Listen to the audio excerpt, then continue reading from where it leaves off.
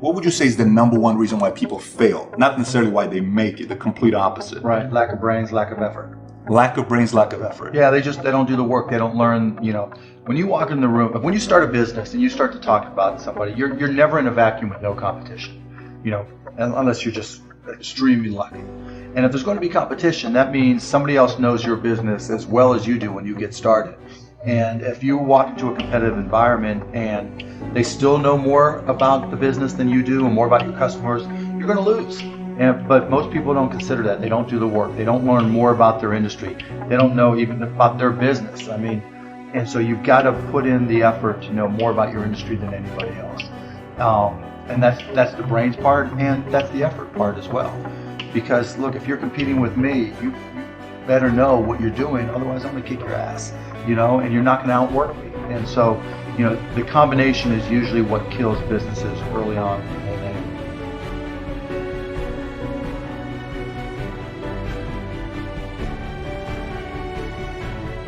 I started my first business when I was 12. I was buying and selling baseball cards, buying and selling stamps.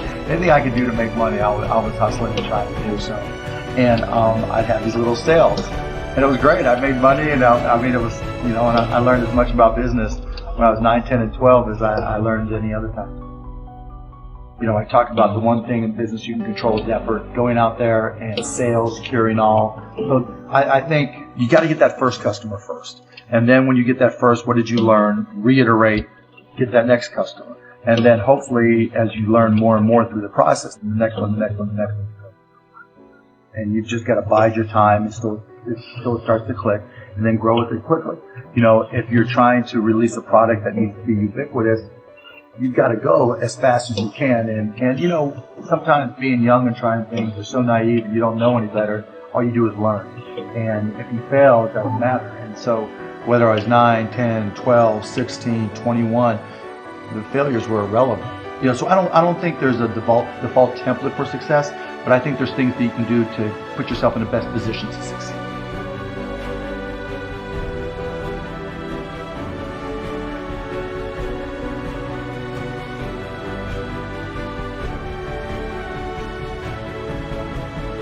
The thing I learned at Indiana that was more important than anything else, I learned how to learn.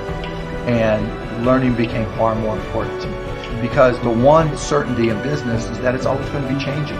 If you're not always learning, to this minute, if I'm not continuously learning, if I'm not just absorbing as much as I can absorb, someone else is going to kick my ass, right? So you talk about paranoia. The greatest source of your paranoia should be knowledge. If someone else knows more than you do, and if you're not learning, if you don't know how to learn, if you don't have a thirst for learning and acquiring information, you're SOL.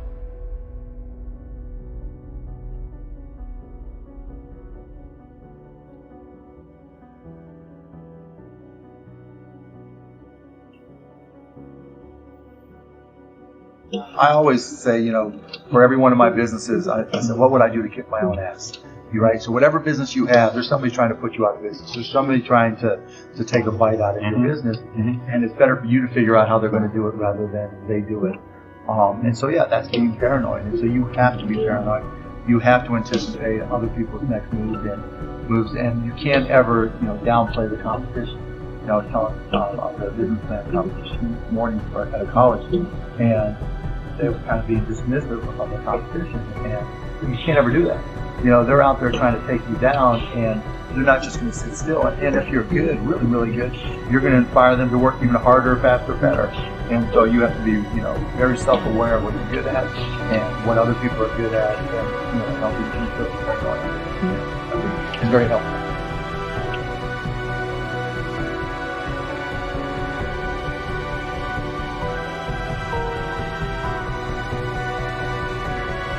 So do you think, let's just say we put 10 guys here, you interview them, okay? You could, within a 5-10 minute interview, say, this dude's not going to make it as an entrepreneur. Could you pretty much know that? Yeah, I can typically tell, right? I can tell by their passion. I can tell by their focus. I can tell by their preparation. There's a whole realm of things in any business. Here's the business you're in, and here's 1,000 things that influence whether or not you're going to be successful.